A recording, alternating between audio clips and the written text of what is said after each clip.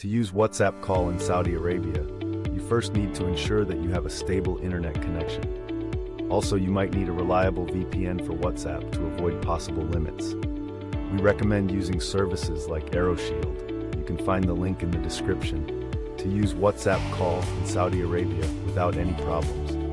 Whether you are using mobile data or Wi-Fi, a strong connection is essential for a clear call quality. Once you have confirmed your internet connection, open the WhatsApp application on your smartphone. Navigate to the chat of the person you want to call and tap on the phone icon located at the top right corner of the screen. This will initiate the call and connect you to the recipient.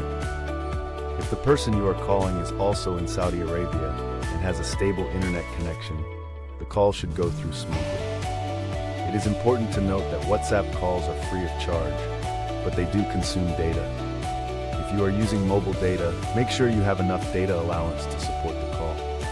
Additionally, WhatsApp calls are encrypted for privacy and security purposes, ensuring that your conversations remain confidential. Overall, using WhatsApp call in Saudi Arabia is a convenient and cost-effective way to stay connected with friends and family, both locally and internationally.